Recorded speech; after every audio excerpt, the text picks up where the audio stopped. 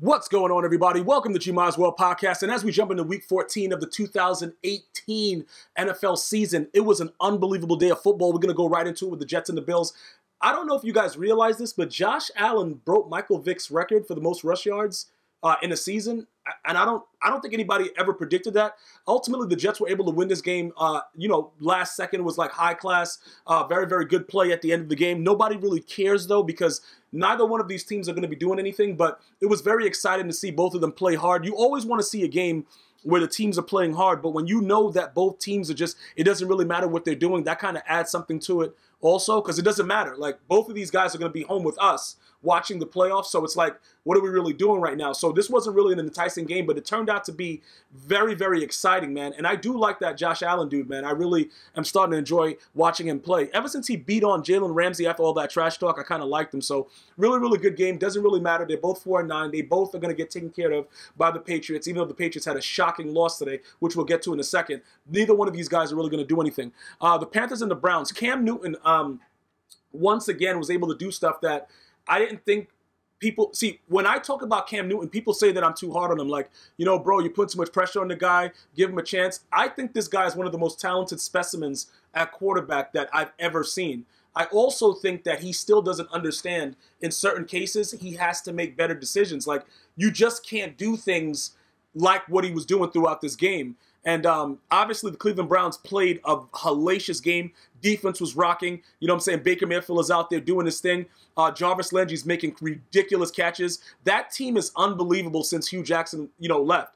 I don't know why they didn't just fire Hugh Jackson in the offseason, because I think the Browns would probably be reversed at 7-5 at least and be a playoff contender in all honesty. But the Panthers are really pushing themselves out of playoff contention. Falcons and the Packers, you could say that the Packers played well enough to win, and that Mike McCarthy wasn't really missed or whatever like that. I do believe that Mike McCarthy should have been fired a while ago, but still, all in all, early in this game, it didn't look like it would turn out to be like this. Ultimately, the Packers defense played a lot better than they have in the past. I don't know if that has something to do with Mike McCarthy being gone, what's happening with that, but they did play better.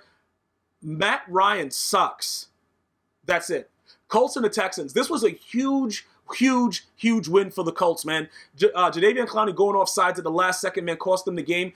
Well, I don't know if it really cost them, but it was a third down that was critical, and then they ended up being able to kneel the clock out. The Texans were tough. Their win streak is now over. The Colts are looking like a for-real team right now, man. They're looking like a team that people got to really look out for and have some respect for. You know what I'm saying? I try to tell you guys this. Andrew Luck is the kind of guy, like, he's a decent quarterback, but he's a guy that will put you into a lot of problems. But he sometimes can take you out of it. And in this game, he was able to show out. And, the defense showed up. Everybody played well overall for the Colts. It was a really, really huge team win for them. But going back to the Texans, there were a lot of plays that I feel that they left on the table. Defensively, I think they can play better. You could say that it was a lot of, missed calls, whatever like that. But T.Y. Hilton was just outright balling, man. I just think it was a good game overall. The Texans had more than enough opportunity to win this game. It just slipped right through their fingers, which happens in the NFL, because I really thought the Texans would pull this one out. I really thought they would, especially after the inept game that the Colts had last week. I'm like, there's no way they're going to get their swagger back against the Texans after they're playing so well defensively. But it turned out that's why the NFL is the way that it is, man. You never know what's going to happen week to week, and we were able to see that this is the way it came out. But I will tell you this, man, J.J. Watt and Jadeveon Clowney, they're playing extremely well. If they could turn it up a notch, I think they would be very, very tough to beat in the playoffs, but we have to wait to see how that unfolds, because they did lose to the Colts. The Ravens and the Chiefs, Patrick Mahomes is winning the MVP, okay? Fourth down, you throw the ball up in the air. I don't know if you're a magician or whatever you are. Tyreek Hill finds it out. He made so many wild throws in this game. It's ridiculous to even think that this man is not going to win the MVP. Like, we're going to get to Drew Brees in a second, but he was playing like total garbage for a long part of the Buccaneers game. So, and he played like trash against the Cowboys the week prior. So I think Drew Brees is kind of silently taking himself out of the MVP race for now. There are 3 weeks left, whatever, week 17 final, to get the bye week. But I'm putting everything on Pat Mahomes, man. You know what I'm saying? Like, this young kid is coming out, and he's just showing you, like, the Ravens played such great defense. Such great defense. And they couldn't do anything with this man. Like, when it counted the most, they couldn't do anything with this man. Now, he did fumble in critical times. Terrell Suggs couldn't recover it. Those things like that. He has to work on protecting the football a lot better. But, bro, the throws that he's making, not even looking, up in the air, lobs, this, that. Like, this dude, like, you want to see high-scoring games. You want to see exciting football. The Chiefs is that team to watch. And it is what it is. Like, I really enjoy watching the team. I know you Chief fans enjoy watching it as well. But that was one of the most exciting 27-24 games I've ever seen in my life. The Patriots and the Dolphins. Oh, my God. Is Gronk injured, or does he have an ACL tear, MCL, LCL we didn't know about? That dude looked like Tom Brady running for a first down when he was trying to make that tackle to stop the game. Listen, the Patriots always have problems. Since Tom Brady has been the starter, you can look at it right there, 7-10 career versus Dolphins on the road. He has always struggled against the Dolphins, no matter how good the team has been. He has always struggled against the Dolphins. This was a heartbreaker, bro, because the commentator was talking about how they clinch this, they clinch that, they clinch in this. They clinch their butt cheeks, bro. Like, this is, yo, bro, that's one of the worst ways to lose. That loss is going to hurt them for, like, they're probably not going to win. I don't think they're going back to the Super Bowl, but that loss right there could probably contribute to a lot of anger in that locker room. Because I don't see them winning the Super Bowl this year. I would be shocked if the Patriots win the Super Bowl with that horrific defense that they're rocking right now. But we have to wait and see how it unfolds. Saints and the Buccaneers, man. The Saints started this game off very, very disgusting. Jameis Winston was too busy on the sideline yelling at his old lineman, but that's neither here nor there. The Bucs were able to get taken care of. The Saints have clinched the NFC South 2 years in a row. Congratulations to them. I still think they are very, very shaky. I don't like the way they're looking right now going into the playoffs. You shouldn't be playing like this against lesser teams when you're trying to make that run to go into the playoffs. I don't like the way they started off. The Buccaneers are the Buccaneers. Jameis Winston did make a couple good plays in the first half, you know, avoiding the sack, throwing the dot. He was doing some good stuff, but at the end of the day, he's Jameis Winston. And he's not the answer for the Buccaneers, which is very unfortunate. I just hope, well, I don't want to use hope on him, but it's in his best interest to make sure that he's investing his money, because I don't think that he's going to be with the Buccaneers too much longer. He should be out, you know, immediately, soon. The Giants and the Redskins, man, this was a complete embarrassment. I'm getting discombobulated with my words because Mark Sanchez is the real dirty Sanchez. That dude sucks. He was benched for Josh Johnson, but that's not what it's about.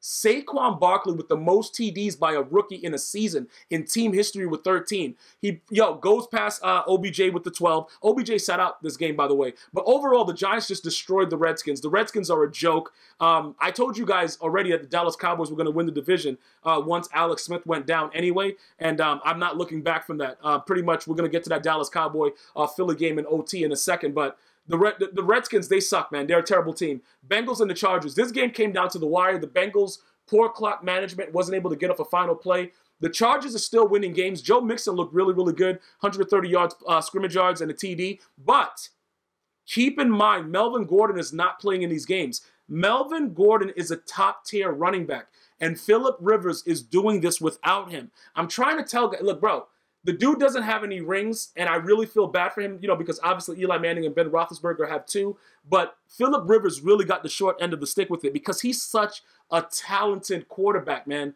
and he's had so many chances, but something always goes wrong, bro. But I think this year they can make a run because defensively they're stout, and I think he can make some plays to get them, you know, feel it out, whatever like that. I still think that there's no team defensively that can deal with the Chiefs.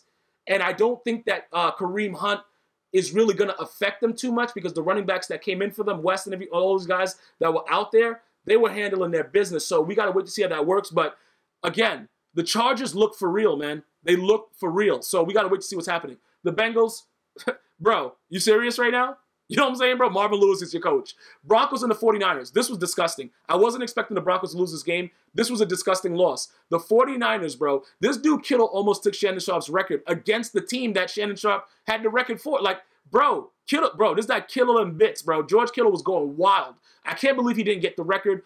49ers come up with the win. That was huge. I didn't expect this. I would not ever have bet the 49ers to win this game. They somehow came out with it.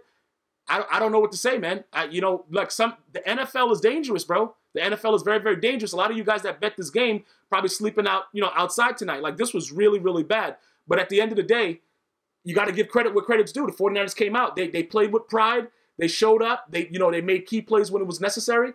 And the Broncos came up with a big fat L. Lions and the Cardinals. Shout out to Fitzgerald, man.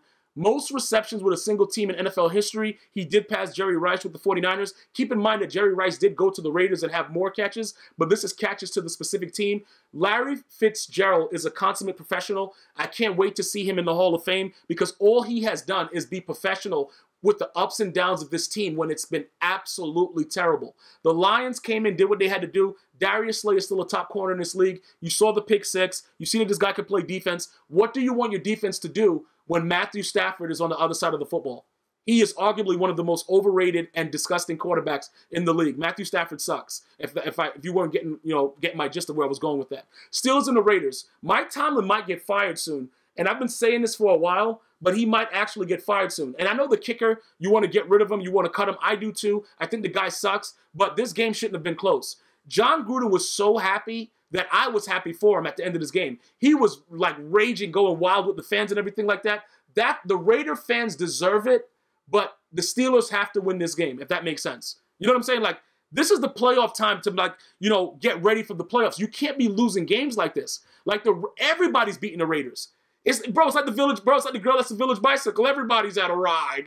And now you come in and you lose to the Village Bicycle? The Steelers should be ashamed of themselves. Mike Tomlin, bro, look, man, I don't know. Big Ben wasn't in the game. They were playing around, and they brought him back in the game. He should have just stayed in the game the entire time and finished it out. Why would you play around? They're still an NFL team. You can't take advantage of any second of any minute in an NFL game. And I think that they played their card. They overplayed their hand because Ben Roethlisberger was suitable to come back in. He should have been back in the game, not the backup. And look what happens. Do not take advantage of your opportunities in the NFL. You will lose every single time. Congratulations to the Raiders fans. The Raiders! Like, bro, thank you guys so much for going out there and taking care of the Steelers. For all you Steeler fans, welp. Eagles and the Cowboys. Amari Cooper with a tip pass touchdown to end the game. This was very, very exciting, but it showed me a couple things. The Eagles' defense is very, very injured, and they have to fix that. There is no way possible that the Eagles are repeating. The Cowboys will win the division, like I told you guys like a month ago or whatever, and we'll see how they do in the playoffs, and that'll be pretty much it. Dak Prescott needs to work on his deep throw accuracy. That's one thing that I believe that Carson Wentz has over him is that deep throw accuracy. He did miss Gallup, but we were able to see visibly that the secondary of the Eagles are like 50 old men running around with crutches, and they suck. So that's pretty much it to wrap up 14 for now. Week 14 of the NFL season 2018. We will be back with Sunday Night Football recaps tomorrow. We will have that Monday Night recap on Tuesday, and I will see you guys at those times as long as you're willing to come and join it with me. Thank you guys so much for watching. I'm going to see you guys and girls next time. Enjoy Sunday Night Football. One love.